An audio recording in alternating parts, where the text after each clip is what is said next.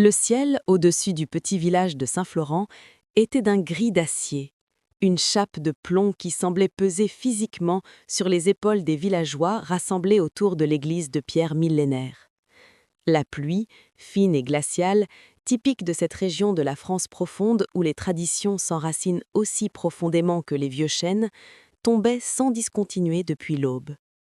Marguerite Vasseur se tenait droite, immobile comme une statue de marbre noir, devant le cercueil en chêne massif d'Émile. Sous le voile de dentelle qui masquait partiellement son visage, ses yeux ne pleuraient plus. Elle avait déjà épuisé ses larmes durant les 3 nuits de veille solitaire qui avaient suivi le départ brutal de l'homme de sa vie. Ses mains, gantées de soie noire, serraient un petit missel qu'elle ne lisait pas. Elle sentait le regard des autres, ses regards de province, un mélange de respect craintif et de curiosité mal placée. Pour eux, elle restait l'étrangère du village, celle qu'Émile avait épousée 15 ans plus tôt, aux grandes dames des lignées locales. Elle l'avait aidé à transformer une modeste exploitation agro-industrielle en un empire qui faisait vivre toute la vallée. Mais dans leurs yeux, elle n'était qu'une ombre élégante, une présence silencieuse. À ses côtés, Jean-Baptiste Vasseur ne partageait pas sa discrétion. Le fils d'Émile, né d'un premier mariage et revenu de Paris en toute hâte, exhalait une arrogance qui jurait avec la solennité du lieu. Il se tenait les jambes légèrement écartées, le menton levé, comme s'il inspectait une troupe plutôt que d'honorer un père. Ses yeux, d'un bleu délavé et dur, balayaient la foule des ouvriers de l'usine Vasseur avec une condescendance à peine voilée. Pour lui, ce jour n'était pas celui d'un adieu, mais celui d'un couronnement. Le prêtre termina son oration, et le bruit sourd des premières pelletées de terre sur le bois résonna dans le silence du cimetière. Marguerite ferma les yeux, un frisson la parcourant malgré son manteau de laine épaisse. Elle se revit 10 ans plus tôt, riant avec Émile dans les jardins du manoir.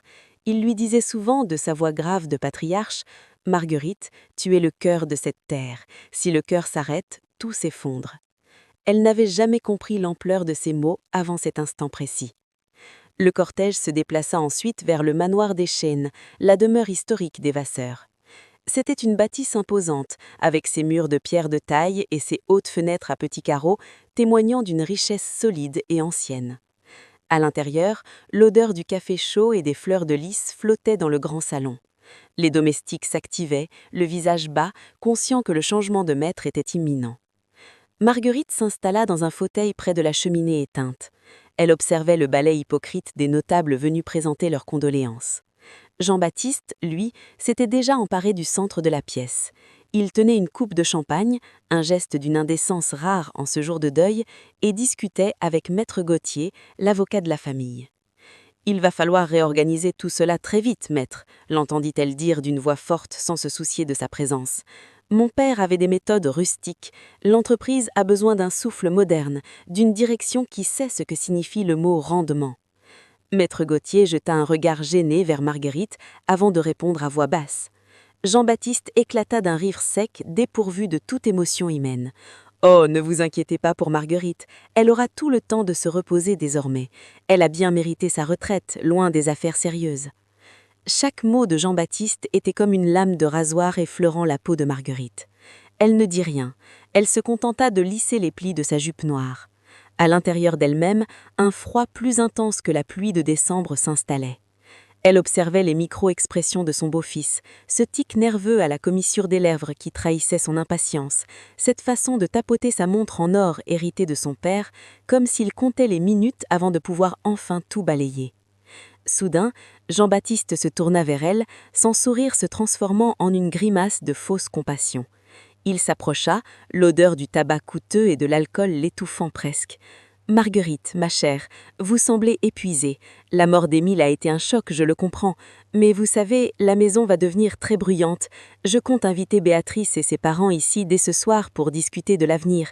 Peut-être préféreriez-vous vous retirer dans l'aile ouest, ou mieux dans cette petite maison de campagne qu'Émile aimait tant. Ce serait plus paisible pour vous. » Marguerite leva les yeux vers lui. Son regard était d'une clarté absolue, presque dérangeante. « C'est très attentionné de ta part, Jean-Baptiste, mais je crois que ma place est ici, auprès des souvenirs de ton père, et auprès de l'entreprise qu'il a bâtie. » Jean-Baptiste laissa échapper un ricanement méprisant. L'entreprise? Voyons, Marguerite, soyons réalistes. Vous étiez son épouse, pas son associée. Vous avez passé 15 ans à choisir les rideaux du salon et à organiser des dîners de charité. L'industrie, la vraie, celle qui brasse des millions, n'est pas un jeu pour une femme de votre profil. Mon père était un romantique, il vous a protégé du monde réel. Mais aujourd'hui, le monde réel est là, et il porte mon nom. Il se pencha plus près d'elle, baissant la voix pour que seuls les deux puissent entendre. Profite bien de ce dernier café dans ce salon, Marguerite. Le règne des Vasseur commence aujourd'hui. Le vrai règne, pas celui d'un vieil homme ramolli par tes beaux yeux. Marguerite sentit son cœur battre avec une régularité de métronome. Elle ne ressentait pas de colère, seulement une immense lucidité. Elle savait quelque chose que Jean-Baptiste ignorait, quelque chose que même Maître Gauthier n'oserait pas révéler sans son signal. Dans le coffre-fort secret du bureau, derrière le portrait d'Émile, reposait un document qui allait changer le destin de cette vallée. Elle se leva avec une grâce royale, ignorant la main que Jean-Baptiste lui tendait avec une ironie cruelle. « Tu as raison sur un point, Jean-Baptiste. Le monde réel est cruel. Il ne pardonne pas l'arrogance de ceux qui se croient arrivés avant même d'avoir commencé à marcher. » Elle traversa le salon, sa silhouette noire se découpant contre les grandes fenêtres où la nuit commençait à tomber. Les invités s'écartaient sur son passage, intimidés par cette aura de force tranquille qui semblait émaner d'elle. Elle monta l'escalier monumental en bois de rose, sentant chaque marche comme une affirmation de sa légitimité. Arrivée sur le palier, elle s'arrêta un instant devant le bureau de son défunt mari. La porte était entr'ouverte. Elle vit Jean-Baptiste y entrer, s'installer lourdement dans le fauteuil de cuir d'Émile et poser ses pieds sur le bureau en acajou. Il sortit un cigare et l'alluma, le visage illuminé par la lueur de la flamme, une expression de triomphe sauvage gravée sur ses traits. Marguerite retourna dans sa chambre. Elle s'assit devant sa coiffeuse et retira son voile. Son visage, bien que marqué par le chagrin, ne montrait aucune défaite. Elle ouvrit un petit tiroir secret de sa boîte à bijoux et en sortit une clé en argent massif, finement ciselée. C'était la clé de la holding, La Source. À cet instant, son téléphone vibra sur la table de nuit. Un message de Maître Gauthier. Il est impatient. Il veut signer les documents de transfert de pouvoir dès lundi matin. Êtes-vous sûr de vouloir attendre? Marguerite tapa une réponse rapide, ses doigts ne tremblant pas. Laissez-le savourer son illusion. Plus on monte haut, plus la chute est spectaculaire. Je veux qu'il se sente invincible ce week-end. Elle éteignit la lumière et s'allongea sur le grand lit froid. Dehors, le vent hurlait dans les branches des chênes, comme le cri de l'Empire Vasseur qui s'apprêtait à changer de main, mais pas celle que tout le monde imaginait. La bombe était posée. Jean-Baptiste venait de déclencher le compte à rebours en pensant avoir gagné la guerre. Il ne savait pas que le licenciement qu'il préparait en secret pour elle n'était que le premier acte de sa propre destruction. Dans l'obscurité de la chambre, Marguerite murmura un dernier mot pour Émile, une promesse qu'elle honorerait coûte que coûte. Ils vont apprendre, mon cher Émile, ils vont apprendre ce que signifie réellement être une Vasseur. La nuit enveloppa le manoir, un silence trompeur avant l'orage qui allait le lundi suivant balayer toutes les certitudes de Jean-Baptiste. Car Marguerite n'était pas un parasite, elle était la propriétaire. Et le parasite, comme elle allait lui prouver, était celui qui pensait pouvoir s'approprier un héritage sans en comprendre la valeur ni le prix. Le manoir semblait respirer avec elle, un organisme vivant fait de secrets et de pierres anciennes, prêt à rejeter l'intrus qui osait profaner son calme. Jean-Baptiste pouvait bien rire et boire son champagne, son trône était fait de papier et Marguerite tenait l'allumette. Le lundi matin se leva sur la vallée de la Meuse avec une froideur chirurgicale. Le brouillard, épais comme de la laine cardée, s'accrochait au toit d'ardoise de l'usine Vasseur et Fils. C'était là, dans ce complexe de briques rouges et d'acier, que battait le cœur de la région. D'habitude, Marguerite arrivait à 8 heures précises, marchant aux côtés d'Émile. Il saluait chaque ouvrier par son nom, s'arrêtant pour prendre des nouvelles de la santé d'un aîné ou des études d'un fils. Mais ce matin, l'atmosphère était différente. Lourde. Électrique. Marguerite gara sa berline sombre sur sa place habituelle. En sortant du véhicule, elle remarqua immédiatement le changement. À l'entrée principale, 2 agents de sécurité qu'elle n'avait jamais vus, vêtus d'uniformes noirs austères, montaient la garde. Ils ne lui rendirent pas son salut. Ils se contentèrent de vérifier son badge avec une lenteur insultante avant de la laisser passer. Lorsqu'elle pénétra dans le hall d'accueil, elle vit Jean-Baptiste. Il était debout au centre du hall, entouré de 3 hommes en costume gris, des consultants parisiens au regard froid. Il portait un costume de créateur qui jurait avec la simplicité laborieuse du lieu. Il ne l'attendait pas, il l'ignorait. Il pointait du doigt le grand portrait à l'huile d'Émile qui trônait derrière la réception. « Enlevez-moi cette vieillerie », ordonna-t-il à un employé de maintenance qui semblait au bord des larmes. « On va remplacer ça par un écran LED haute définition. Je veux des graphiques de performance, pas des reliques du passé. » Marguerite s'avança, le bruit de ses talons claquant sur le marbre comme des coups de feu. « Ce portrait est ici depuis la fondation de l'usine, Jean-Baptiste. C'est l'âme de cette entreprise. Les ouvriers ont besoin de voir le visage de celui qui a bâti tout ceci. » Jean-Baptiste se tourna lentement vers elle, un sourire carnassier aux lèvres. Il ajusta sa cravate de soie avec une lenteur affectée. « Ah, Marguerite, quelle surprise! Je pensais que vous seriez occupée à trier les couronnes mortuaires au manoir. Quant à l'âme de l'entreprise, ma chère belle-mère, elle se mesure désormais en dividendes et en parts de marché, pas en peinture à l'huile. L'époque du paternalisme à la papa est révolue. » Il s'approcha d'elle, réduisant l'espace personnel jusqu'à ce qu'elle puisse sentir l'arôme de son espresso coûteux. « D'ailleurs, que faites-vous ici? Vous n'avez aucune fonction officielle dans l'organigramme. Vous étiez l'épouse de. Aujourd'hui, vous n'êtes que la veuve de. Votre présence distrait le personnel. J'ai travaillé aux côtés de ton père pendant 15 ans, Jean-Baptiste. Je connais chaque rouage de cette usine, chaque contrat, chaque fournisseur. Je suis ici pour assurer la transition et veiller à ce que tu ne détruises pas en 3 jours ce qu'il a mis 40 ans à construire. » Le rire de Jean-Baptiste résonna dans le hall, attirant les regards inquiets des secrétaires. « Veiller sur moi? C'est adorable. Mais regardez-vous, Marguerite. Vous êtes une femme de salon, une figure décorative. Vous ne savez pas lire un bilan comptable complexe. Vous ne comprenez rien à la finance moderne.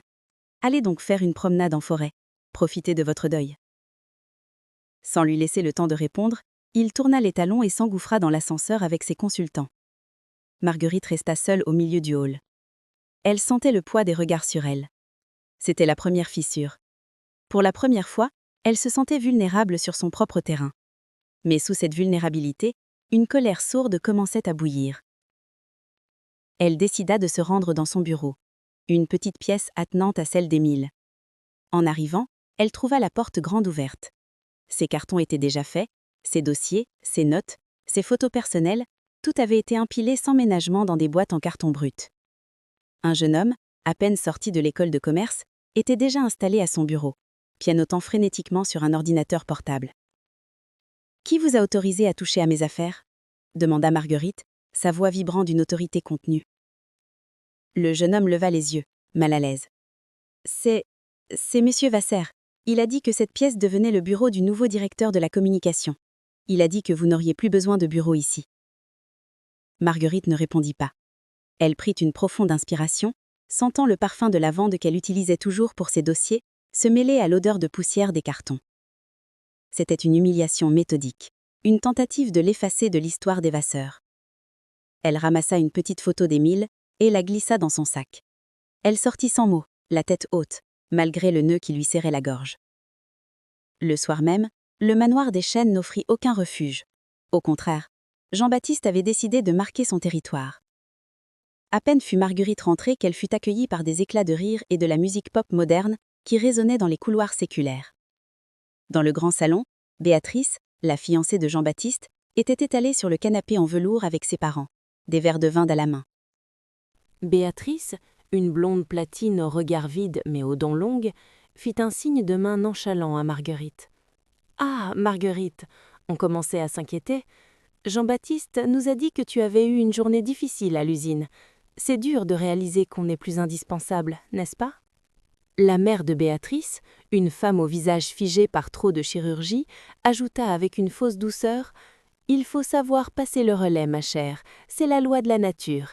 Et puis, entre nous, cette maison a besoin d'un sérieux rafraîchissement. Tout ce marron, ce bois sombre, c'est si oppressant.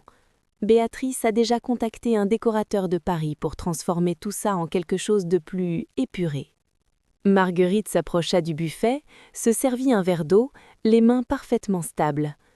Cette maison appartient à la famille Vasseur depuis 3 générations. Chaque meuble a une histoire. La famille Vasseur, c'est Jean-Baptiste désormais, rétorqua Béatrice en se levant.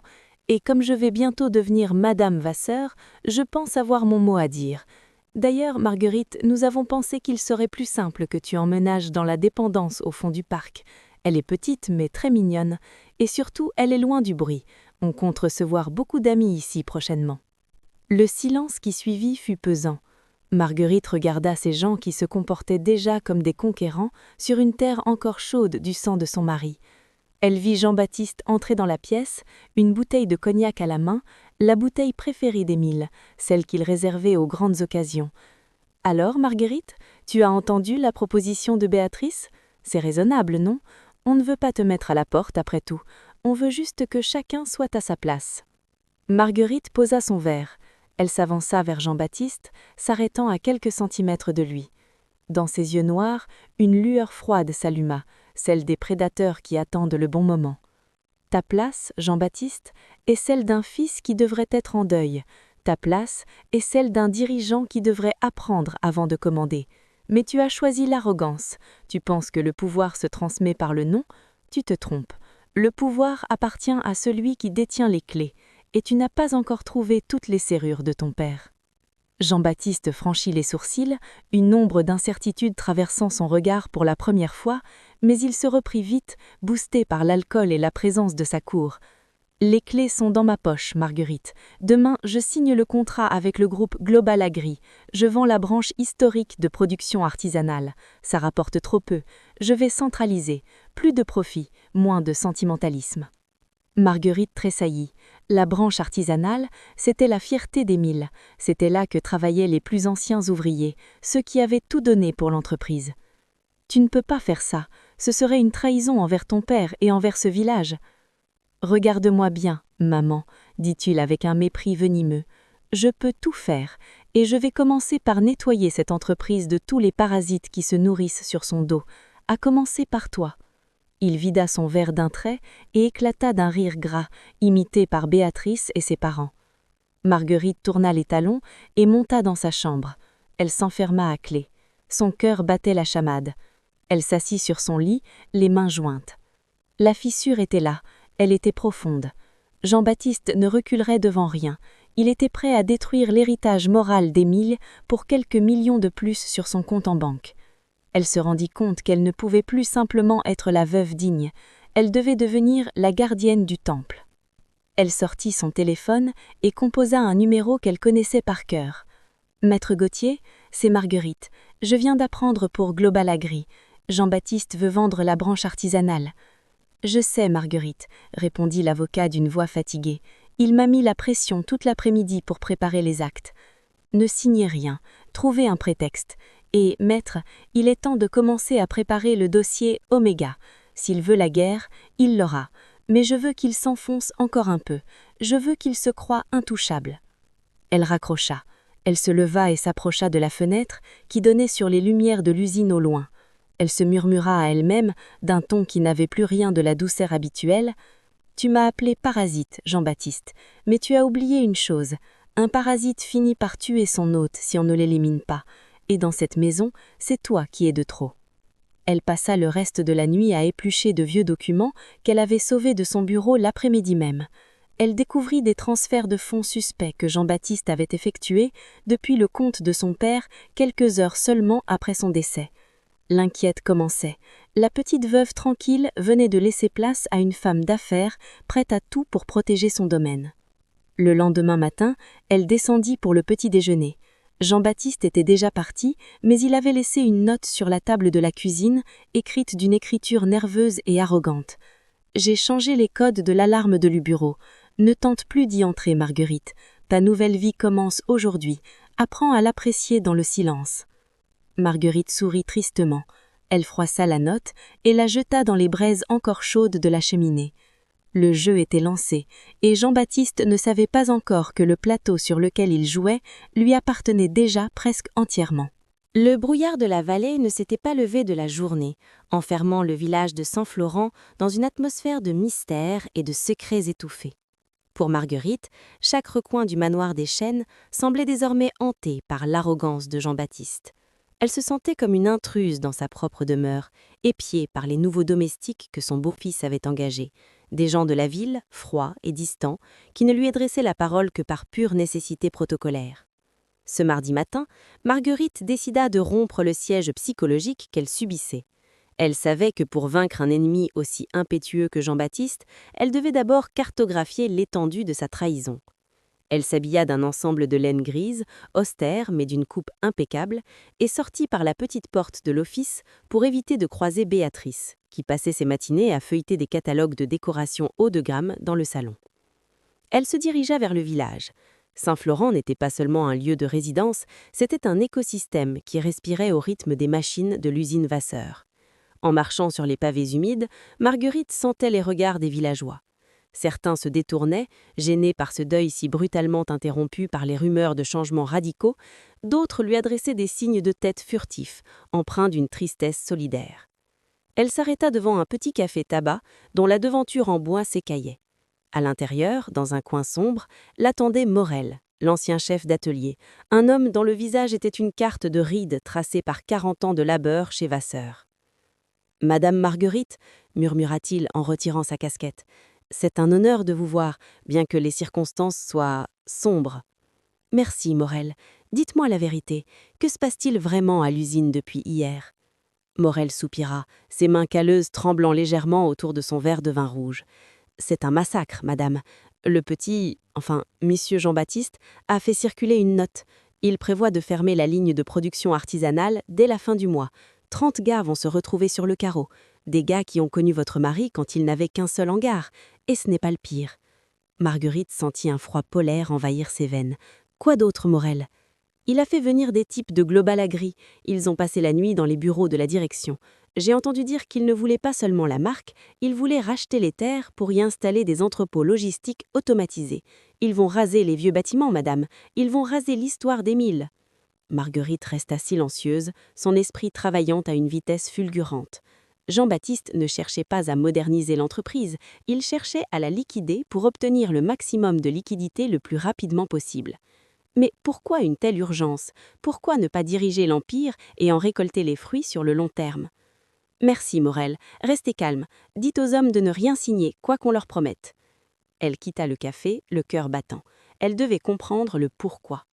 Elle retourna au manoir, non pas par l'entrée principale, mais par le vieux pavillon de chasse qui communiquait avec la bibliothèque par un passage dérobé qu'Émile lui avait montré un soir d'orage des années plus tôt.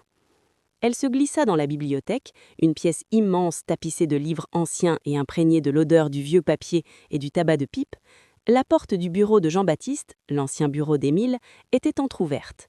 Elle entendait sa voix nerveuse monter dans les tons. « Je m'en fiche des délais !»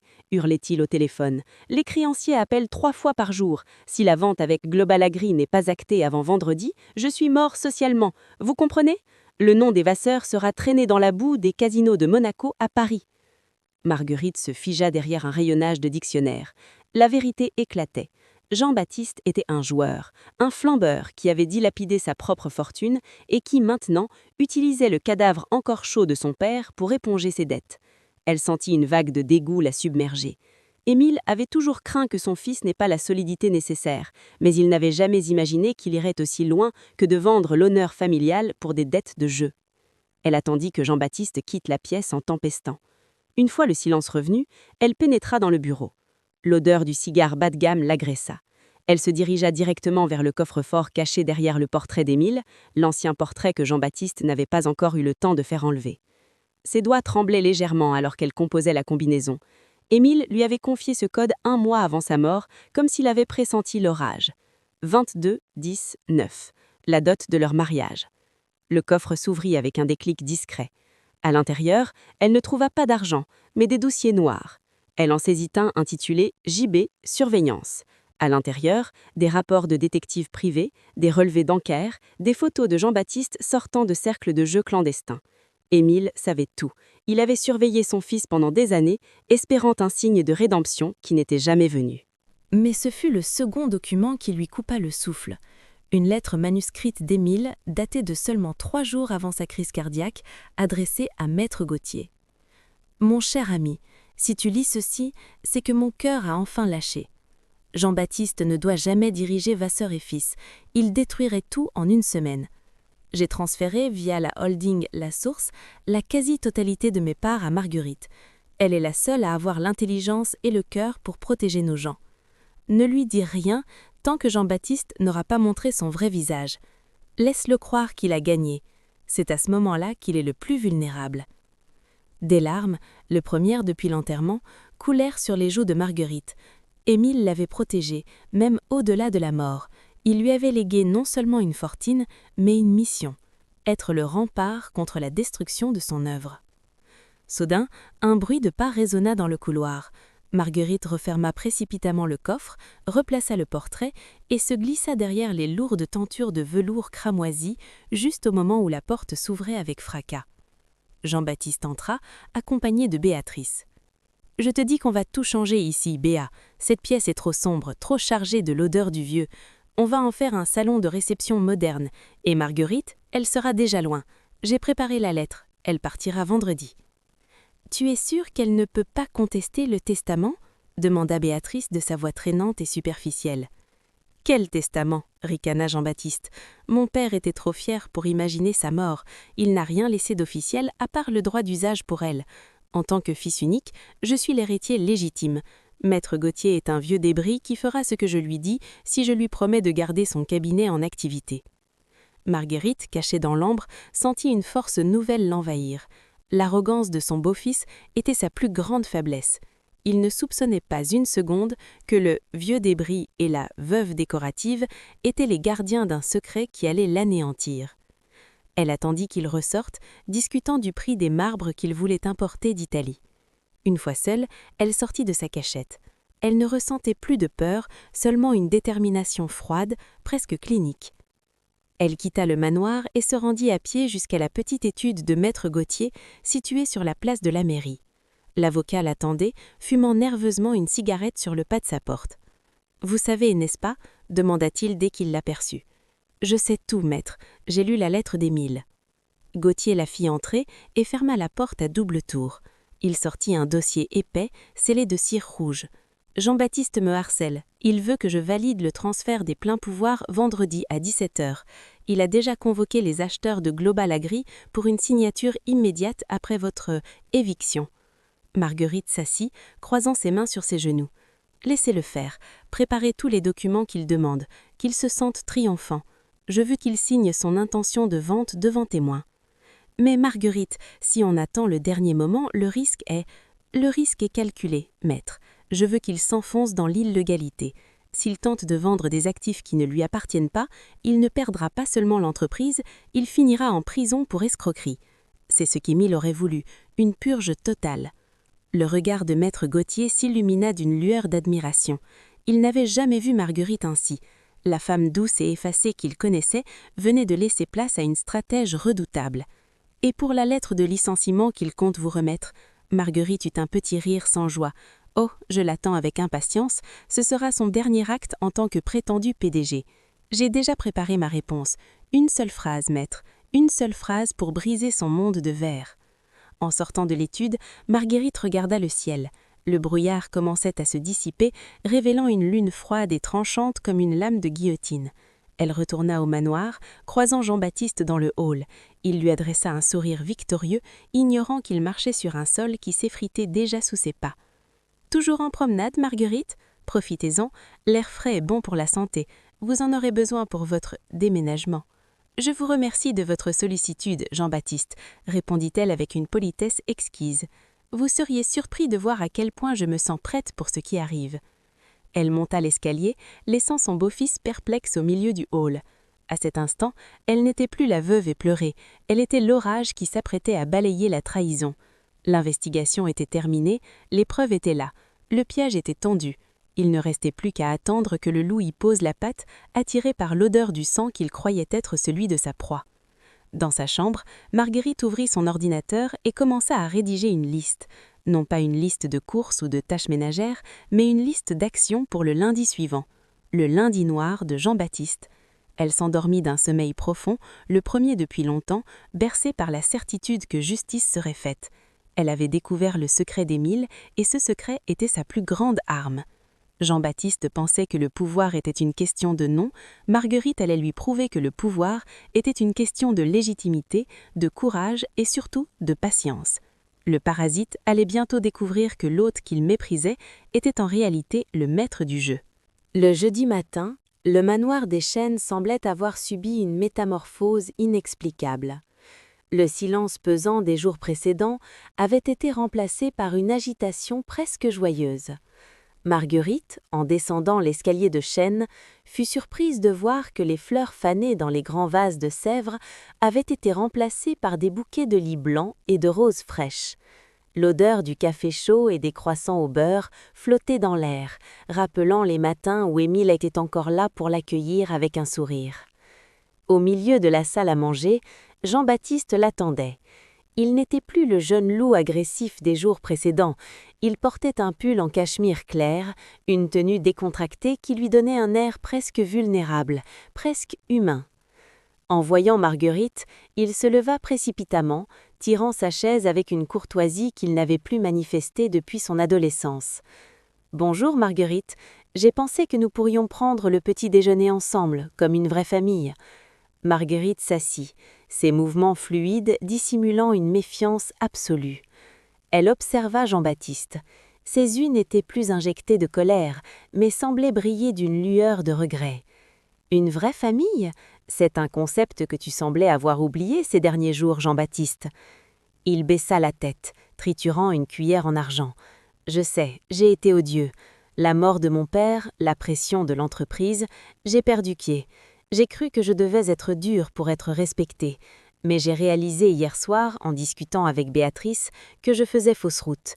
Mon père ne t'aimait pas par faiblesse, mais parce que tu étais sa force. » Marguerite resta de marbre, mais à l'intérieur, elle admirait la performance. C'était du grand art. Jean-Baptiste jouait la carte de la rédemption avec une précision chirurgicale. Pour un observateur extérieur, il aurait été facile de se laisser prendre au piège, de vouloir croire en cette réconciliation. Mais Marguerite voyait le tic nerveux presque imperceptible à son poignet gauche. Il mentait. « Et qu'est-ce qui a provoqué ce changement soudain ?» demanda-t-elle tout en versant son thé. « J'ai revu les plans pour la branche artisanale, dit-il avec un enthousiasme fin. Tu avais raison, c'est le joyau de la couronne. J'ai annulé les discussions avec Global Agri. Je veux que nous travaillions ensemble, Marguerite. Je veux que tu reprennes ton bureau. Plus que ça, je veux que tu deviennes la présidente d'honneur de la Fondation Vasseur. » C'était le Harapan Palsu, l'APA. En lui offrant un poste honorifique et en prétendant sauver l'atelier artisanal, il espérait qu'elle baisserait sa garde. « C'est une proposition généreuse, » murmura-t-elle, feignant une légère émotion. « Je suis sérieux, » s'exclama-t-il en attrapant sa main par-dessus la table. Ses doigts étaient froids. « Pour sceller ce nouveau départ, j'ai organisé un déjeuner avec Maître Gauthier et les principaux chefs de service aujourd'hui, à l'usine. Je veux annoncer notre partenariat. J'ai juste besoin que tu signes ce petit protocole d'accord, un document de pure forme pour rassurer les banques sur notre unité. » Il sortit de sa poche un dossier élégant. À l'intérieur, un papier à en-tête de l'étude Gauthier. Marguerite le parcourut des yeux. Les termes étaient mielleux. Collaboration, respect mutuel, vision partagée, mais nichée au milieu de l'article 7, une petite clause stipulait qu'en acceptant la présidence d'honneur, elle renonçait à tout droit de regard sur les décisions opérationnelles et à tout usufruit sur les terres de la vallée au profit de la holding de direction. C'était le baiser de Judas. S'il signait, elle devenait une reine de pacotille, riche en titres mais dépourvue de tout pouvoir réel sur l'héritage d'Émile. « Tu veux que je signe cela maintenant ?» demanda-t-elle, son regard rencontrant celui de son beau-fils. « Ce serait l'idéal pour le déjeuner de ce midi, une belle surprise pour tout le monde, n'est-ce pas ?» À ce moment-là, Béatrice entra dans la pièce. Elle portait une robe de soie d'un bleu innocent, un sourire angélique collé sur les lèvres. « Oh, Marguerite, je suis si heureuse que vous fassiez la paix. Jean-Baptiste ne dormait plus de culpabilité. On va pouvoir enfin s'occuper de l'avenir de cette maison ensemble. J'ai même pensé qu'on pourrait garder tes vieux meubles si tu y tiens tant, dans une pièce dédiée, bien sûr. » L'insolence de Béatrice, bien que déguisée en gentillesse, était le signal dont Marguerite avait besoin. Le mépris était toujours là, tapi sous la surface. Je vais y réfléchir, Jean-Baptiste, répondit Marguerite en refermant le dossier. Je te donnerai ma réponse lors du déjeuner. Le reste de la matinée fut une mise en scène orchestrée. Jean-Baptiste insista pour l'emmener lui-même à l'usine. Dans la voiture, il ne cessa de parler de ses projets qu'au moins, de son envie de faire des Milles quelqu'un de fier. Arrivés sur place, les ouvriers regardaient avec confusion leur patron marcher aux côtés de Marguerite, lui tenant le bras comme un fils dévoué. Le déjeuner fut servi dans la grande salle de conférence. Le personnel de direction était présent, ainsi que Maître Gauthier, qui évitait soigneusement le regard de Marguerite. L'ambiance était étrange, un mélange d'espoir et de malaise.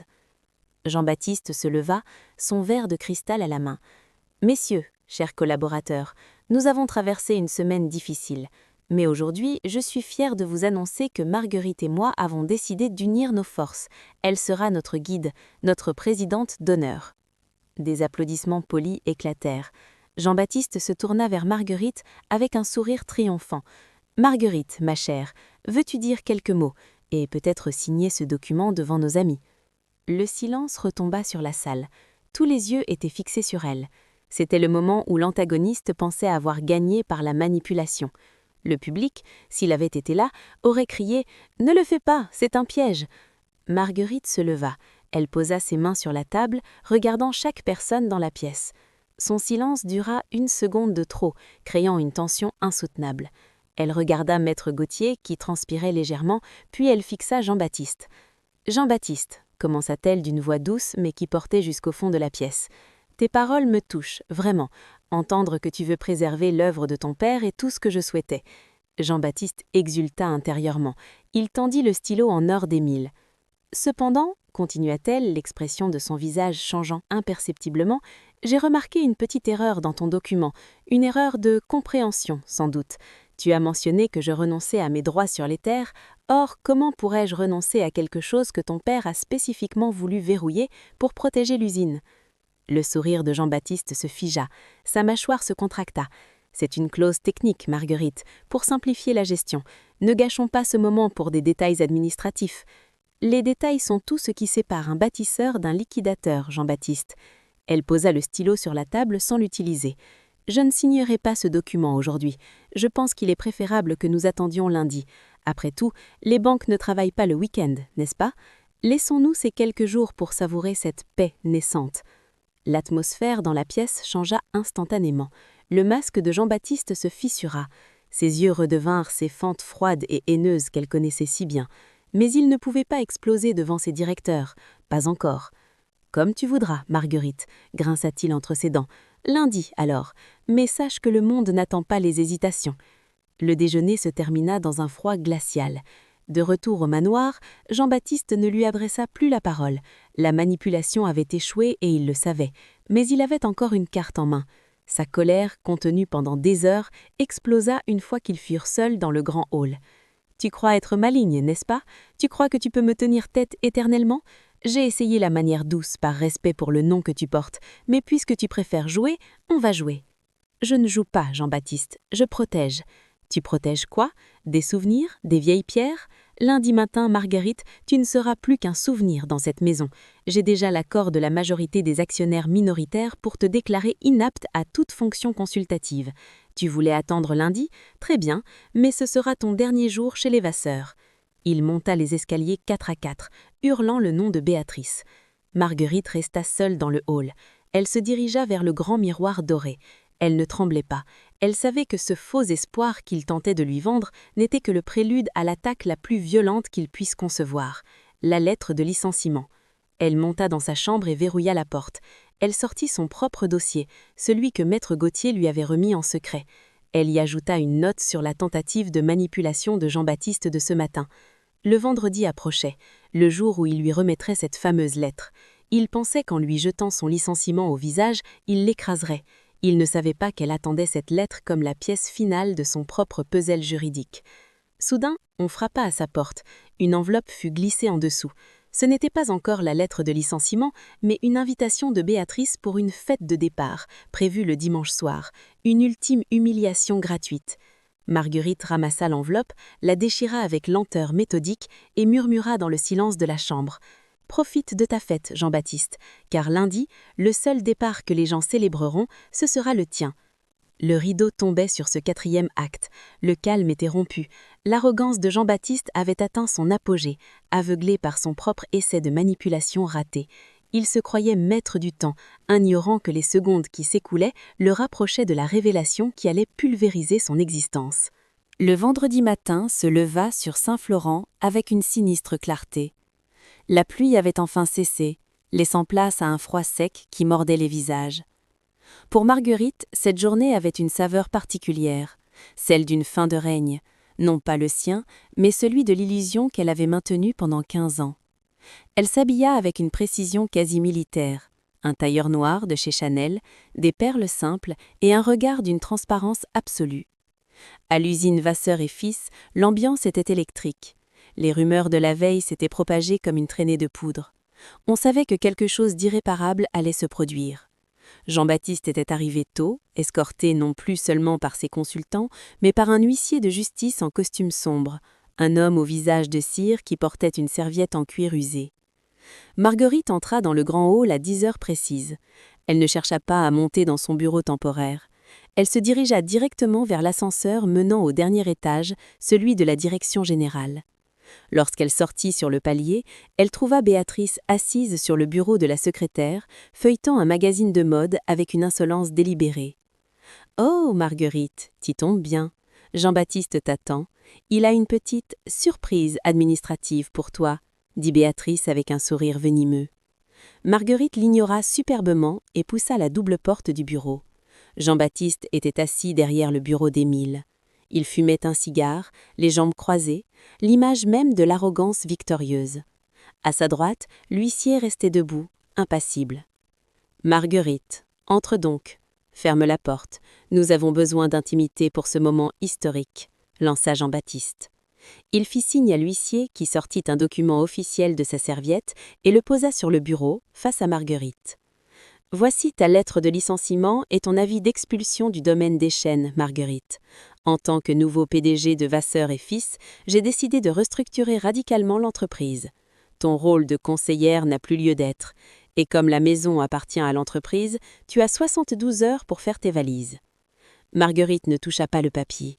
Elle regarda Jean-Baptiste, dont le visage était déformé par une satisfaction malsaine.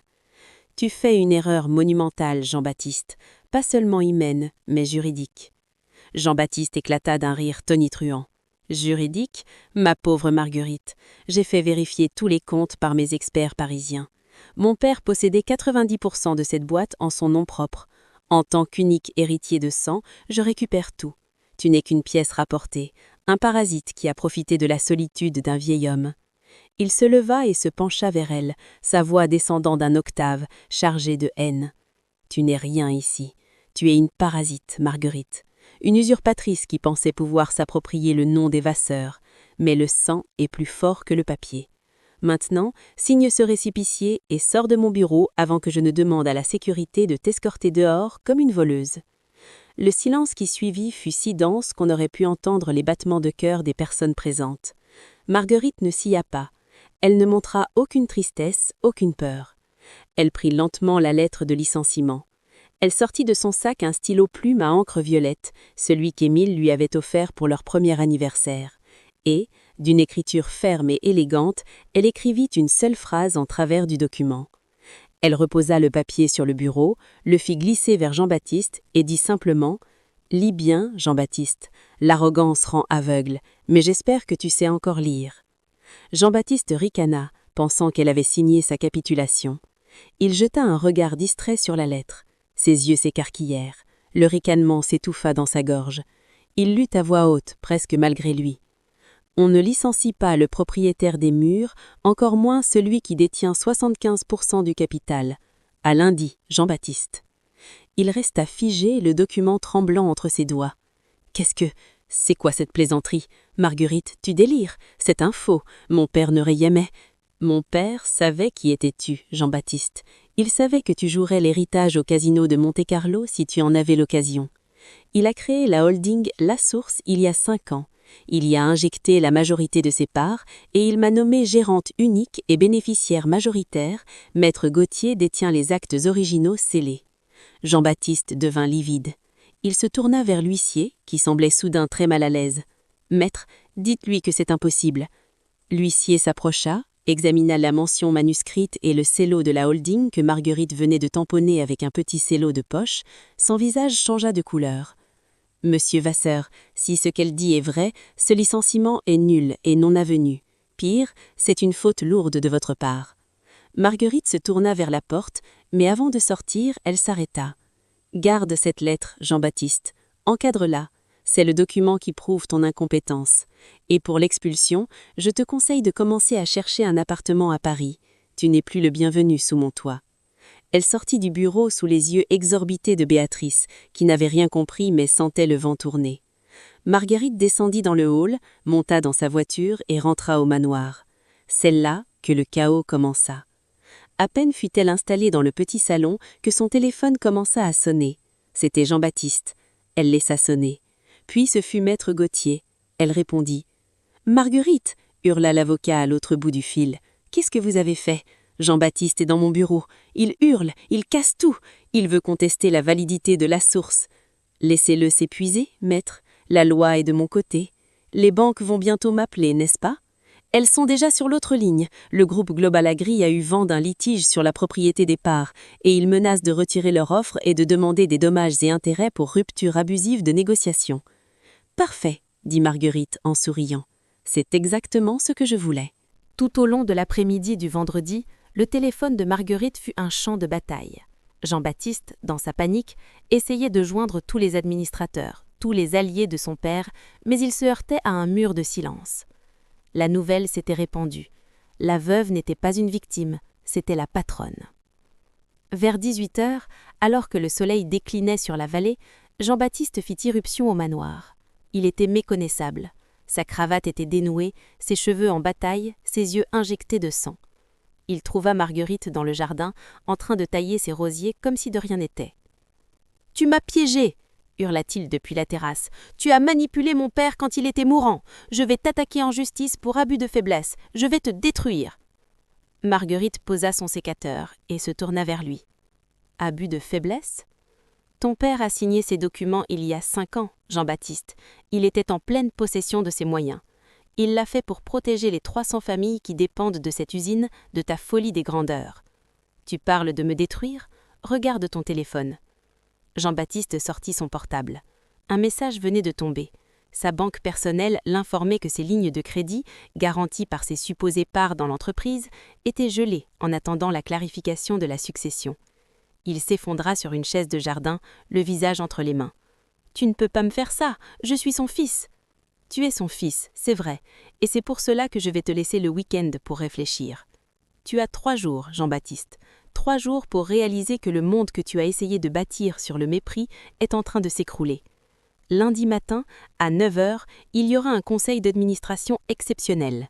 Tu y présenteras ta démission ou je révélerai l'ampleur de tes malversations financières devant les tribunaux. » « Tu ne ferais pas ça, le nom des Vasseur serait traîné dans la boue. » Marguerite s'approcha de lui, si près qu'il put voir le reflet de sa propre défaite dans ses yeux sombres.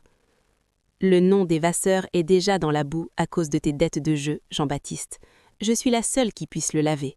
Mais pour cela, je dois d'abord enlever la tache. Et la tache, c'est toi. » Elle le laissa là, brisé, sous la lueur blafarde de la lune. Le week-end s'annonçait long et atroce pour Jean-Baptiste. Pour Marguerite, c'était le début de la justice. Dans le silence de la nuit qui suivit, elle s'installa au bureau d'Émile, le vrai, celui du manoir, et ouvrit le grand livre de comptes de La Source. Elle n'était plus la veuve éplorée, elle n'était plus la conseillère discrète, elle était la présidente. Le parasite avait repris le contrôle de l'hôte et le lundi suivant promettait d'être, comme elle l'avait écrit sur la lettre, très intéressant. L'épisode de la lettre de licenciement n'était que le déclencheur d'une réaction en chaîne que Jean-Baptiste ne pourrait plus arrêter. Il avait voulu la chasser de sa maison, elle allait le chasser de sa vie. Le vendredi noir s'achevait, laissant place à une attente insoutenable. Le téléphone ne cessait de vibrer sur la table, des messages de banquiers, d'actionnaires, de fournisseurs, tous cherchant à obtenir les faveurs de la nouvelle véritable puissance de Saint-Florent. Marguerite éteignit son téléphone. Elle avait besoin de calme avant l'exécution finale.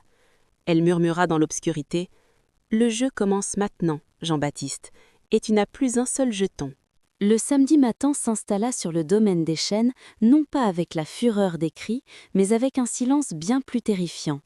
Celui d'un piège psychologique qui se referme.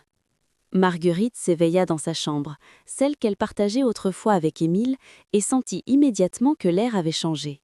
Le triomphe du vendredi soir, cet instant de pure clarté où elle avait jeté sa vérité au visage de Jean-Baptiste, semblait s'être évaporé dans les ombres des couloirs. Elle descendit pour prendre son thé, mais en arrivant dans la cuisine, elle trouva les placards verrouillés et les domestiques s'écartant sur son passage, le regard fuyant. Jean-Baptiste l'attendait dans le petit salon. Il n'était plus l'homme brisé de la veille. Il était rasé de près, vêtu d'un costume sombre et affichait une expression de profonde contriction mêlée d'une inquiétude qu'il jouait à la perfection. À ses côtés, Béatrice tenait un mouchoir en dentelle, ses yeux rougis comme si elle avait pleuré toute la nuit.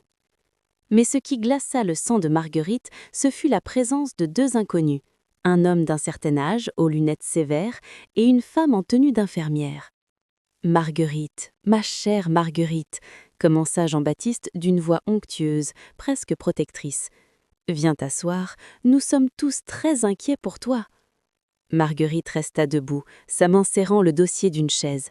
« Que signifie cette mise en scène, Jean-Baptiste, et qui sont ces gens ?» Jean-Baptiste échangea un regard lourd de sens avec l'homme aux lunettes. « C'est le docteur Morel, un spécialiste renommé de Paris. Il est venu pour t'aider. Après ton épisode de délire d'hier au bureau, nous avons compris que le choc du deuil avait provoqué une rupture avec la réalité. Prétendre que tu possèdes 75% de l'entreprise, Marguerite, c'est une réaction traumatique classique. Ton esprit essaye de combler le vide laissé par mon père en inventant une puissance que tu n'as pas. » Le choc frappa Marguerite au creux de l'estomac. Ce n'était pas une contre-attaque juridique, c'était une tentative d'assassinat psychique. Jean-Baptiste ne contestait plus les faits, il les transformait en symptômes de folie. « C'est une insulte à mon intelligence et à la mémoire de ton père, » répliqua-t-elle, sa voix tremblante malgré elle. « Maître Gauthier a les documents, la holding existe. » « Marguerite, » intervint Béatrice, d'une voix mielleuse et larmoyante, « nous avons appelé Maître Gauthier ce matin, il est désolé pour toi. Il dit que tu es venu le voir dans un état de grande détresse et que tu as confondu de vieux projets de succession abandonnés avec la réalité actuelle. Il t'aime beaucoup, il ne veut pas te faire de mal, mais il confirme que tu es instable. » C'était le mensonge ultime. Jean-Baptiste avait dû trouver un moyen de faire pression sur Gauthier durant la nuit, ou peut-être l'avocat jouait-il un double jeu pour se protéger. Marguerite se sentit soudain très seule dans cette immense demeure. Le docteur Morel s'approcha, son ton étant celui qu'on utilise avec un enfant capricieux ou un malade incurable. « Madame Vasseur, il n'y a aucune honte à flancher sous le poids du chagrin. L'esprit humain est fragile. Ces parts dont vous parlez, ces chiffres, où sont les preuves physiques ? Jean-Baptiste nous a montré les registres officiels de l'entreprise. Votre nom n'y apparaît nulle part. »« Parce qu'ils sont dans le coffre-fort du manoir !» s'écria Marguerite. Jean-Baptiste soupira, un son chargé d'une pitié feinte qui fit bouillir le sang de Marguerite. « Marguerite, tu vois, ton esprit crée des souvenirs qui n'existent pas. » Marguerite comprit alors l'ampleur de la manipulation. Jean-Baptiste avait profité de la nuit pour vider le coffre-fort ou en changer le contenu. Il était en train de réécrire le passé immédiat pour l'isoler, pour faire d'elle une folle aux yeux du monde. C'était le gaslighting dans sa forme la plus pure et la plus dévastatrice. Tout au long de la journée de samedi, le manoir devint une prison dorée. Jean-Baptiste avait coupé les lignes téléphoniques et confisqué le portable de Marguerite pour son repos. Chaque fois qu'elle tentait de s'expliquer, on lui répondait par des regards compatissants et des rappels constants de sa fragilité. On lui servait des repas légers agrémentés de sédatifs qu'elle refusait de toucher, les jetant secrètement dans les pots de fleurs. Le moment le plus douloureux survint l'après-midi, quand Jean-Baptiste invita quelques notables du village, dont le maire et le curé, pour un thé informel. Il les reçut sur la terrasse, expliquant à demi-mot que Marguerite traversait une phase de confusion intense et qu'elle avait besoin de calme. Quand Marguerite tenta de descendre pour leur parler, Jean-Baptiste l'intercepta dans l'escalier, lui tenant fermement le bras tout en affichant un sourire désolé aux invités en bas. « Tu vois comme il te regarde, Marguerite ?» murmura-t-il à son oreille, son souffle chaud et fétide contre sa joue. « Il ne voit plus la patronne, il voit une veuve qui perd la tête. Si tu continues à parler de ces 75%, je serai obligée de demander une mise en tutelle immédiate. Tu finiras tes jours dans une clinique privée, loin de ce manoir, loin de tout. Signe simplement un papier reconnaissant que tu t'es trompé, renonce à toute prétention sur l'entreprise et je te laisserai vivre ici, tranquillement, comme une vieille tante un peu originale. » Marguerite le regarda, et pour la première fois elle ressentit une peur primitive. Ce n'était plus le Sinon arrogant, c'était un monstre capable de tout effacer, jusqu'à son identité. Elle sentit glisser. Le doute, ce poison lent, commençait à s'insinuer. Avait-elle vraiment lu cette lettre? Émile était vraiment capable de lui donner autant de pouvoir? Le silence du manoir, les regards fuyants des domestiques, tout semblait confirmer le mensonge de Jean-Baptiste. Elle s'enferma dans sa chambre, s'effondrant contre la porte. Elle pleura, non pas de tristesse, mais de rage et d'impuissance. Elle se remémora chaque mot d'Émile, chaque geste. Elle chercha une preuve, une seule, que son beau-fils n'avait pas pu détruire. Mais il avait tout nettoyé. Ses dossiers, ses notes, tout avait disparu. Pendant ce temps, dans le salon, Jean-Baptiste et Béatrice célébraient leur victoire imminente. « Elle va craquer d'ici demain soir », ricana Béatrice en servant un verre de Porto. Elle commence à douter d'elle-même. C'est fascinant de voir à quel point il est facile de briser quelqu'un quand on contrôle son environnement. Le plus dur a été de convaincre Gauthier, admit Jean-Baptiste, mais avec ses dettes professionnelles que j'ai rachetées secrètement, il n'avait pas le choix. Lundi, il dira au conseil ce que je lui ordonnerai de dire. Marguerite Vasseur ne sera plus qu'un triste souvenir médical. Mais ils avaient sous-estimé la force d'une femme qui n'a plus rien à perdre. Dans l'obscurité de sa chambre, Marguerite cessa de pleurer. Elle se leva et s'approcha du miroir. Son visage était pâle, ses yeux cernés, mais au fond de ses putilles, une étincelle de lucidité subsistait. Elle se rappela une chose qu'Émile lui avait dite un jour en plaisantant. « Les hommes comme Jean-Baptiste regardent toujours le coffre-fort, mais ils oublient que les vrais secrets sont enterrés là où on ne veut pas se salir les mains. » Elle se souvint alors de la petite boîte en fer blanc qu'Émile gardait dans la serre, sous les pots d'orchidées rares qu'il chérissait. Jean-Baptiste détestait la serre, l'odeur de l'engrais et l'humidité l'insupportaient. Il n'y aurait jamais mis les pieds, surtout pas pour fouiller dans la terre. Le plan de Jean-Baptiste était brillant, la couper du monde, la discréditer médicalement et manipuler les témoins. C'était une torture psychologique lente, destinée à lui faire signer sa propre déchéance le dimanche soir. Il jouait au bourreau compatissant, lui offrant une issue honorable en échange de sa soumission totale. Le dimanche matin, la pression monta d'un cran. Le docteur Morel insista pour lui administrer une injection calmante. Marguerite comprit que si elle acceptait, elle serait incapable de réagir le lundi matin. Elle dut jouer le jeu de la soumission. « Tu as raison, Jean-Baptiste, » murmura-t-elle, feignant une lassitude extrême lors du déjeuner. « J'ai dû rêver.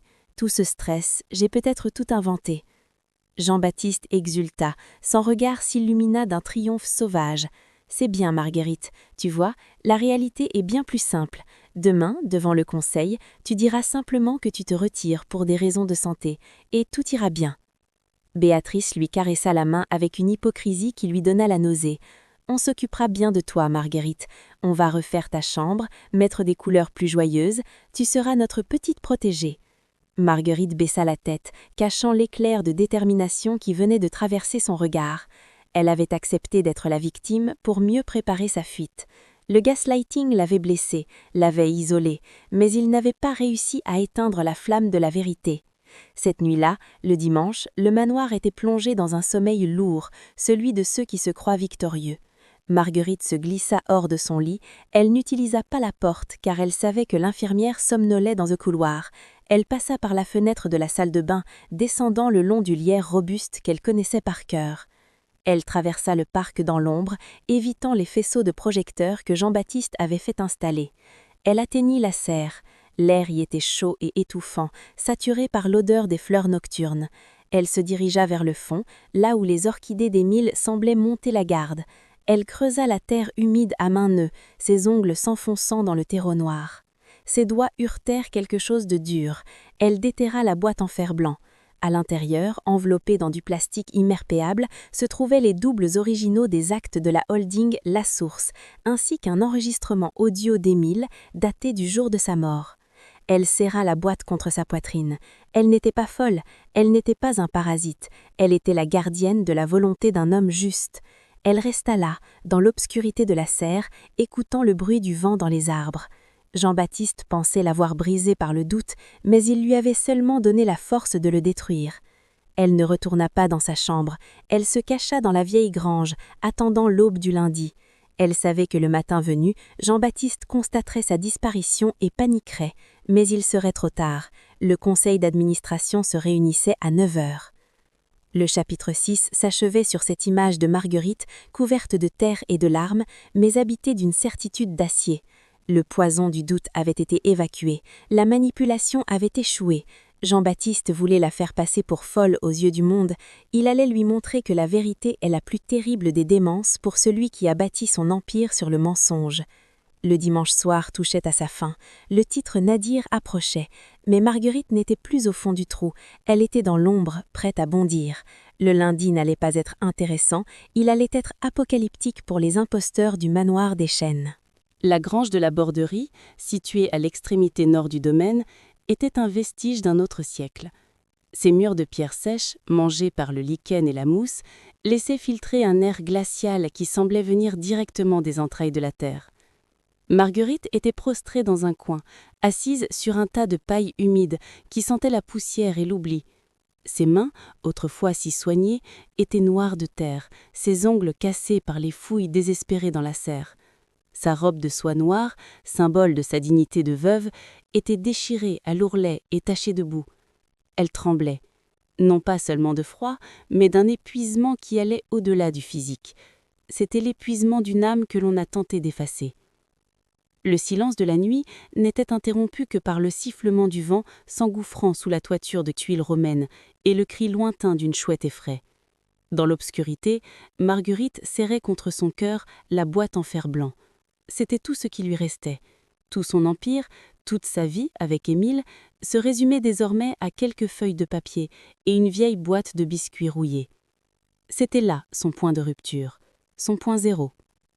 Elle ferma les yeux et une première larme, chaude et amère, traça un sillon sur sa joue couverte de poussière. Elle se sentait comme une ombre, un fantôme errant sur ses propres terres.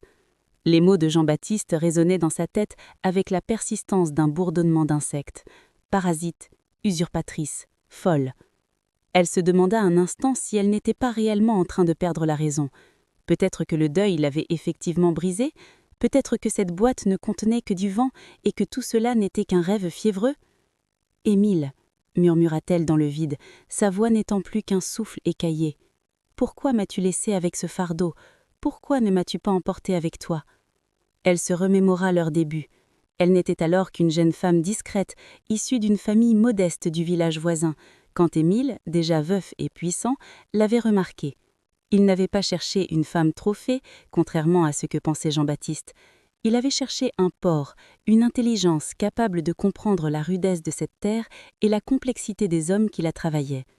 Ensemble, ils avaient passé des nuits entières à étudier des cartes, à négocier des contrats, à sauver l'usine de la faillite après la crise de 2008. Elle avait été son bras droit, son oreille, son cœur. Et maintenant, elle se cachait comme un animal traqué dans une grange délabrée, pendant que son beau-fils buvait son vin et dormait dans son lit. La sensation d'injustice était une lame qui tournait dans sa poitrine. Elle ouvrit la boîte avec des mains tremblantes. À la lueur d'une petite lampe de poche qu'elle avait trouvée dans un vieux tracteur abandonné sous la grange, elle déplia les documents. Les lettres d'Émile étaient là. Son écriture était penchée, un peu tremblante vers la fin, mais chaque mot était un ordre, une protection. Elle sortit le petit enregistreur numérique qu'Émile utilisait pour ses notes de bureau. Ses doigts appuyèrent sur « Lecture ». Un léger grésillement emplit le silence de la grange, puis la voix d'Émile s'éleva, une voix profonde, rocailleuse, empreinte de l'accent du terroir que Jean-Baptiste avait tant essayé d'effacer chez lui. « Marguerite, Ma Marguerite, si tu écoutes ceci, c'est que le gamin a fait ce que je craignais. Je suis désolée de te laisser cette guerre en héritage. Je sais que Jean-Baptiste est mon sang, mais il n'est pas mon esprit. Il a le cœur sec des gens de la ville qui ne voient dans la terre que de l'argent. Marguerite, n'oublie jamais, tu n'es pas seulement ma femme, tu es la gardienne de Saint-Florent. Ne le laisse pas détruire ce que nous avons bâti. Je t'aime, j'ai foi en toi. L'enregistrement s'arrêta brusquement. Marguerite éclata en sanglots, de grands sanglots convulsifs qui secouaient tout son corps, des pleurs qu'elle avait refoulés depuis le jour des funérailles. Elle pleurait l'homme qu'elle aimait, elle pleurait sa solitude, elle pleurait la cruauté de ce fils qui la traitait de parasite. Le son de sa douleur se perdait dans les poutres de la grange, étouffé par le foin. Pendant des heures, elle resta ainsi, effondrée sur elle-même. C'était son rock bottom. Elle n'avait plus de toit, plus de nom, plus de dignité aux yeux du monde. Elle était couverte de terre et d'infamie. Mais dans cette obscurité totale, dans ce silence de mort, une transformation s'opérait. Comme une graine qui doit mourir dans la terre noire pour pouvoir germer, la Marguerite douce et conciliante était en train de s'éteindre. Sous la tristesse, une lave froide commençait à couler. Elle ne ressentait plus seulement du chagrin, elle ressentait une clarté glaciale. Elle se redressa lentement. Le froid ne la faisait plus trembler. Elle regarda ses mains sales et y vit non pas de la honte, mais la preuve de son combat. Jean-Baptiste l'avait traitée de parasite parce qu'il pensait qu'elle se nourrissait de l'empire Vasseur. Il n'avait pas compris que c'était elle qui l'avait maintenue en vie. Elle se leva, ses articulations craquant sous l'effort. Elle s'approcha d'un vieux miroir brisé accroché à un pilier. Dans le reflet fragmenté, elle vit une femme qu'elle ne reconnaissait pas tout à fait. Ses yeux étaient rouges, mais son regard était devenu d'une dureté minérale. Elle n'était plus la veuve éplorée, elle était la propriétaire spoliée qui revenait réclamer son dû. « Tu as voulu me montrer le fond de l'abîme, Jean-Baptiste, » murmura-t-elle dans une voix qui avait retrouvé une assurance terrifiante. « Tu as voulu me faire croire que je n'existais pas sans toi et ton nom, mais c'est moi qui ai forgé ce nom dans l'ombre pendant que tu le dilapidais à Paris. » Elle ramassa ses papiers, les rangea soigneusement dans la boîte. Elle n'avait pas besoin de maquillage, pas besoin d'un tailleur propre pour l'instant. Elle avait besoin de sa colère, elle avait besoin de cette douleur qu'elle venait de traverser pour ne plus jamais avoir peur de rien. Dehors, les premières lueurs de l'aube de lundi commençaient à blanchir l'horizon. C'était le jour du jugement. À 9 heures, le conseil d'administration se réunirait pour entériner sa déchéance et la vente de l'entreprise à Global Agri. Elle savait ce qui l'attendait.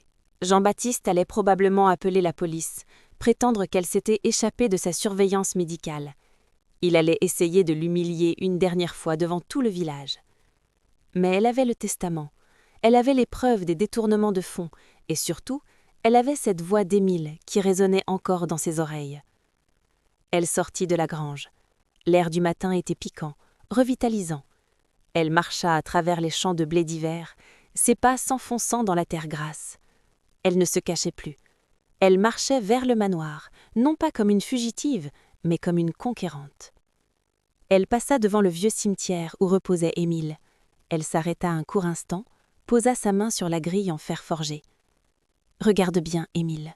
Regarde ce qu'ils ont fait à ta Marguerite. Ils ont voulu m'enterrer vivante. Ils ont oublié que je suis une vasseur de la terre. Et la terre, on ne la fait pas taire. » Elle arriva devant les grilles du manoir à 7 heures du matin. Les vigiles de Jean-Baptiste étaient là, fumant des cigarettes pour se réchauffer. Ils la virent arriver, cette femme couverte de boue, les cheveux en désordre, portant une vieille boîte en métal. Ils se moquèrent d'elle, l'un d'eux lui barrant la route avec un rire gras. « Alors, la folle est de retour ? Monsieur Jean-Baptiste a déjà appelé l'ambulance pour vous, madame. Vous devriez retourner dans votre trou. » Marguerite le regarda droit dans les yeux. Un regard si froid, si dénué d'émotion humaine que le rire du vigile s'éteignit instantanément. « Ouvre cette grille, » dit-elle simplement. « J'ai des ordres, madame. Tes ordres viennent d'un homme qui n'aura plus de quoi te payer ton salaire à midi.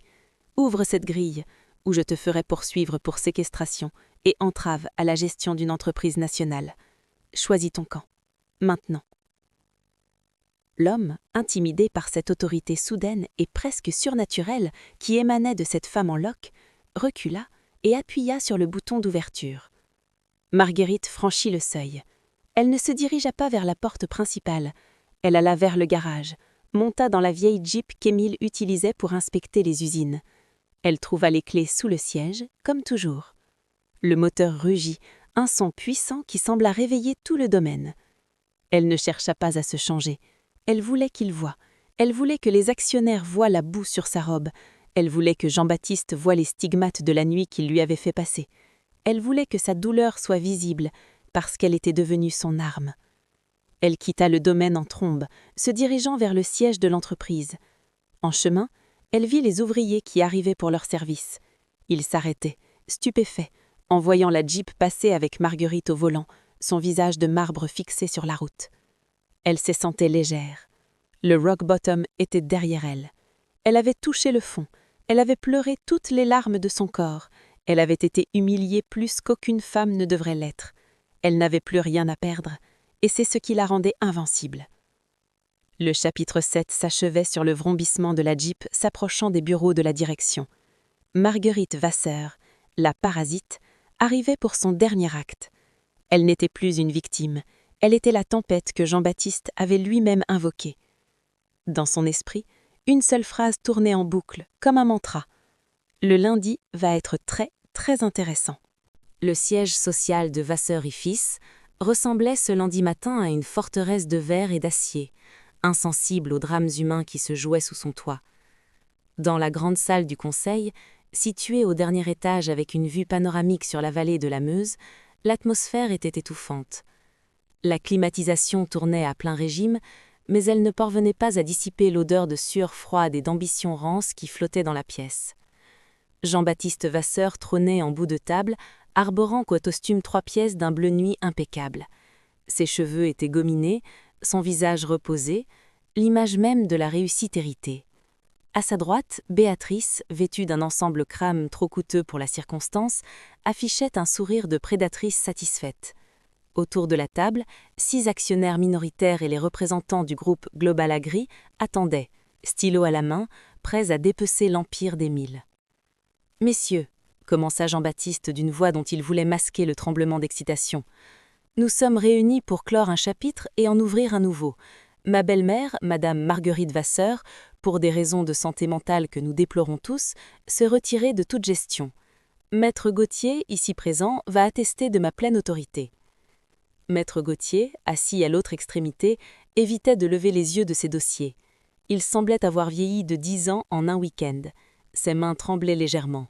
« Passons à la signature de l'accord de fusion-acquisition, » poursuivit Jean-Baptiste en tendant la main vers le contrat de vente de la branche artisanale. « C'est un grand jour pour... » Fracas.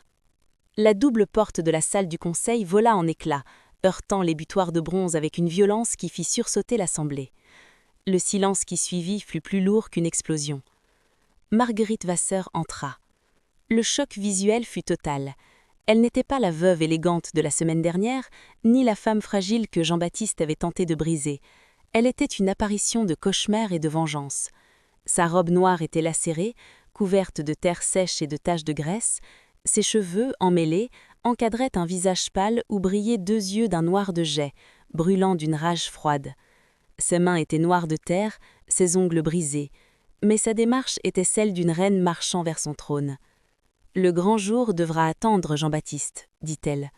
Sa voix n'était plus un murmure, c'était un couperet qui tombait. Jean-Baptiste se leva, livide, les jointures blanches à force de serrer le bord de la table. « Marguerite, mais qu'est-ce que c'est que cette mascarade ? Sécurité, appelez l'ambulance immédiatement, elle est en pleine crise de démence. » Il se tourna vers les actionnaires, le regard paniqué. « Vous voyez, je vous l'avais dit, elle s'est échappée de sa surveillance médicale. Elle est dangereuse. » 2 vigiles s'avancèrent, mais Marguerite leva une main, une seule, avec une telle autorité que les hommes s'arrêtèrent net, pétrifiés par l'intensité de son regard. « Un pas de plus, et je vous fais poursuivre pour agression sur la propriétaire légitime de ces lieux, » lança-t-elle, sans quitter Jean-Baptiste des yeux. Elle s'approcha de la table, déposant avec lenteur calculée la boîte en fer blanc sur le bois verni. Le bruit du métal contre le bois résonna comme un coup de tonnerre. « Tu as beaucoup parlé de ma santé, Jean-Baptiste. Tu as utilisé des médecins complaisants et des menaces pour essayer de m'effacer. Mais la terre ne ment pas. Elle rend toujours ce qu'on y a caché. » Elle ouvrit la boîte. Elle en sortit les documents plastifiés, encore maculés de terreau, et les fit glisser vers le représentant de Global Agri. Voici les originaux de la holding La Source, signés par Émile Vasseur, certifiés par le notaire de la Cour d'appel de Paris, pas un petit avocat de Provence que l'on peut acheter avec des dettes de jeu. Ces documents prouvent que je détiens 75% des parts de Vasseur et Fils. Jean-Baptiste ne possède que les 25% de sa réserve héréditaire, ce qui ne lui donne aucun droit de signature pour une vente d'actifs. Un murmure de stupeur parcourut la salle. Les représentants de Global Agri s'emparèrent des papiers, leur visage devenant instantanément grave. « C'est impossible !» hurla Jean-Baptiste, la voix montant dans les aigus. « C'est un faux! Maître Gauthier, dites-leur !» Gauthier leva enfin la tête. Son regard croisa celui de Marguerite. Il y vit non pas de la haine, mais une pitié méprisante. Il soupira, un son de défaite totale. « Les documents qu'elle présente sont les originaux, monsieur Vasseur. Ceux que vous m'avez forcé à ignorer ce week-end n'étaient que des copies de travail. La structure de la source est inattaquable. » Béatrice laissa échapper un cri d'indignation. « Espèce de lâche! On t'a payé pour… » « Tais-toi, Béatrice, » coupa Marguerite, son ton étant celui d'une maîtresse d'école réprimandant une enfant stupide. « Tu n'es qu'une note de bas de page dans cette histoire. Ton temps ici se compte en secondes. » Marguerite fit un pas vers Jean-Baptiste, qui s'était rassis, le visage décomposé, comme s'il s'effondrait sur lui-même. « Tu m'as appelé parasite, Jean-Baptiste. Tu as dit que je n'étais rien sans ton nom, mais c'est ton nom qui t'a perdu. Tu pensais que le monde t'était dû parce que tu étais le fils, mais un fils n'est rien s'il n'honore pas l'œuvre de son père. Tu as voulu vendre cette usine pour payer tes dettes au casino de Monte-Carlo. » Elle sortit un deuxième dossier de la boîte. « J'ai ici les relevés de tes comptes offshore.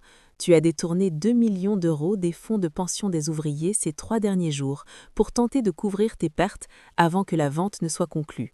C'est un crime fédéral, Jean-Baptiste. Abus de biens sociaux, détournement de fonds et tentative d'escroquerie. » Jean-Baptiste tenta de parler, mais seul un sifflement sortit de sa gorge. Il regarda les actionnaires, mais ils se détournaient tous, l'un après l'autre, comme des rats qui tentent un navire en train de sombrer. « Tu voulais un changement, n'est-ce pas ?» poursuivit Marguerite, se penchant au-dessus de lui. « Tu voulais de la modernité. Voici la modernité. Dans 10 minutes, la gendarmerie financière sera ici. J'ai déposé plainte ce matin à l'aube. » Elle se tourna vers l'Assemblée. Sa voix devint une lame d'acier. « Messieurs les actionnaires, le mandat de monsieur Jean-Baptiste Vasseur en tant que PDG par intérim est révoqué avec effet immédiat. Je reprends la direction générale. Le contrat avec Global Agri est annulé. Si vous n'êtes pas satisfait, vous pouvez vendre vos parts. Je les rachèterai au prix du marché, qui va d'ailleurs chuter dès que la nouvelle de la fraude de mon beau-fils sera publique. À vous de voir si vous préférez être mes partenaires ou mes victimes. » Un silence de mort régna dans la salle. Puis, l'un après l'autre, les actionnaires inclinèrent la tête en signe d'allégeance. Ils connaissaient Marguerite. Ils savaient qu'elle était le véritable cerveau derrière Émile. La peur qu'elle inspirait à cet instant, couverte de boue mais drapée de pouvoir, était absolue. Béatrice se leva brusquement, saisissant son sac à main. « C'est ridicule. Jean-Baptiste, fais quelque chose. On ne peut pas rester là à se faire insulter par cette paysanne. » Marguerite se tourna vers elle, un sourire glacial étirant ses lèvres. « La paysanne te conseille de sortir par la porte de service, Béatrice. Les gendarmes n'aiment pas les complices. Et rends les bijoux de la mère de Jean-Baptiste que tu as volés dans le coffre ce samedi. Ils font partie de l'inventaire de la succession. Si tu ne les poses pas sur cette table dans les 3 secondes, j'ajoute vol qualifié à la plainte. » Béatrice, livide, ouvrit son sac et jeta un collier de diamants sur la table avant de s'enfuir en courant, ses talons claquant sur le marbre dans une fuite misérable. Jean-Baptiste resta seul. Il leva les yeux vers Marguerite. Il n'y avait plus d'arrogance, plus de haine, seulement une terreur enfantine. « Marguerite, s'il te plaît, c'est mon héritage, mon père ne voudrait pas. » « Ton père t'a laissé une chance, Jean-Baptiste, la chance de te comporter comme un homme. Tu as choisi d'être un prédateur, mais tu t'es attaqué à la mauvaise proie. Tu as oublié une chose essentielle que mon père m'a apprise. On ne joue pas avec la terre, car elle finit toujours par vous recouvrir. » Elle se redressa de toute sa hauteur. « Maintenant, sors de ce siège. Ce bureau n'appartient plus aux Vasseur de ton espèce. Il appartient à ceux qui respectent le travail. Jean-Baptiste se leva, ses jambes flageolant. Il traversa la pièce sous les regards méprisants de ses anciens alliés. À la porte, il s'arrêta et se retourna. « Tu as gagné, mais tu seras toujours seule, Marguerite, seule dans ton grand manoir vide. Je préfère être seule dans la vérité qu'entourée de serpents dans le mensonge, Jean-Baptiste. Adieu. » Il sortit au même moment où l'on entendait les sirènes de la gendarmerie retentir dans la cour de l'usine. Marguerite s'assit dans le fauteuil de direction. Elle ferma les yeux une seconde, sentant le poids de la fatigue retomber sur elle. Elle était couverte de terre, épuisée, brisée par le deuil, mais elle avait gagné. Elle avait sauvé l'Empire. Elle avait sauvé l'honneur d'Émile. Elle ouvrit les yeux et regarda les actionnaires qui attendaient ses ordres. « Messieurs, nous avons du travail. Commencez par appeler les chefs d'atelier. Dites-leur que la branche artisanale ne fermera pas. Dites-leur que la patronne est de retour. » Elle ramassa le contrat de vente de Global Agri, le déchira en deux avec précision chirurgicale et jeta les morceaux dans la corbeille. Le point climactique avait passé, l'explosion avait eu lieu et il ne restait plus que les décombres de l'arrogance de Jean-Baptiste. Marguerite Vasseur n'était pas un parasite, elle était la gardienne du temple, et le temple était enfin purifié. 6 mois s'étaient écoulés depuis ce lundi de tempête où Marguerite Vasseur avait repris les rênes de son destin. Le printemps, cette fois-ci, ne se contentait pas de pointer le bout de son nez. Il éclatait avec une insolence de couleur dans toute la vallée de la Meuse. Les vergers entourant le domaine des chênes étaient couverts de fleurs blanches et roses, comme si la terre elle-même célébrait la fin d'un long hiver de l'âme. Marguerite se tenait sur la terrasse du manoir, une tasse de thé à la main. Elle portait une robe de lin clair, fluide, loin des tailleurs de combat noirs qu'elle avait dû arborer pendant sa guerre contre Jean-Baptiste.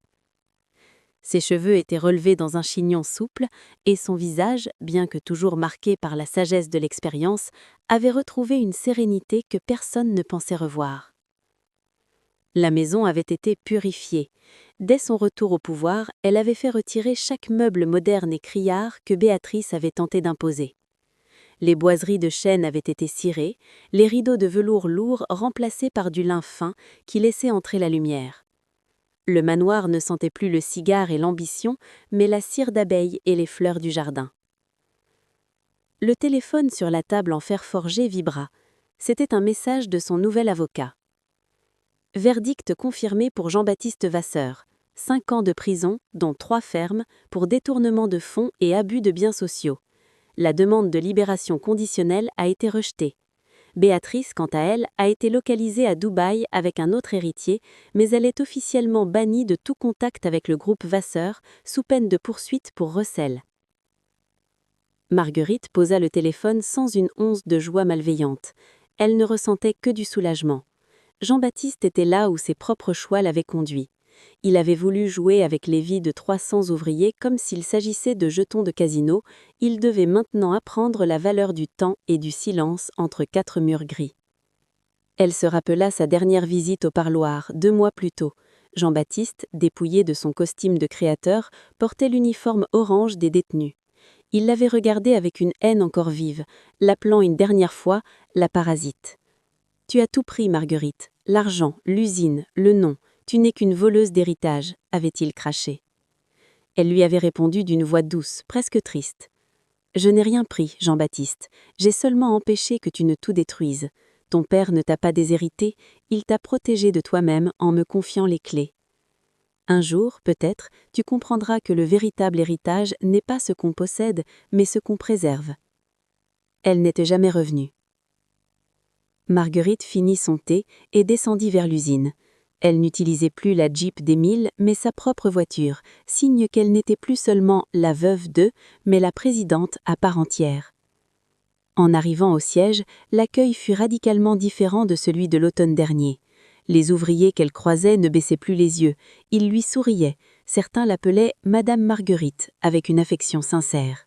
La branche artisanale qu'elle avait sauvée était devenue le moteur de la nouvelle croissance de l'entreprise. En misant sur la qualité, le terroir et le respect des traditions, elle avait attiré des clients du monde entier, de Tokyo à New York. Vasseur et fils n'étaient plus une cible pour les vautours de la finance, mais un modèle de résilience française. Elle entra dans son bureau. Sur le mur, derrière elle, le portrait d'Émile avait été remis à sa place. Mais à côté, elle avait fait installer une petite plaque de cuivre avec une citation qu'ils aimaient tous les deux. « La terre appartient à ceux qui la respectent, pas à ceux qui l'achètent. » Elle s'assit à son bureau et ouvrit un dossier. Ce n'était pas un bilan comptable, mais le projet de création d'une école de formation au métier de l'agro-industrie pour les jeunes de la région. Elle voulait que le nom des Vasseur soit associé à l'avenir, pas seulement au passé. Vers la fin de l'après-midi, Marguerite se rendit au cimetière du village. Elle déposa un bouquet de fleurs sauvages sur la tombe d'Émile. Le marbre brillait sous le soleil couchant. « Tout est en ordre, mon cher Émile, » murmura-t-elle. « L'usine tourne, les gens sont heureux et la maison est calme. Jean-Baptiste est à l'ombre de ses erreurs. Et moi je commence enfin à respirer pour moi-même. » Elle resta là un long moment, le vent faisant bouger les hautes herbes autour des tombes. Elle ne se sentait plus seule, elle se sentait libre. Elle avait prouvé au monde, et surtout à elle-même, qu'elle n'était pas une ombre portée, mais une lumière propre.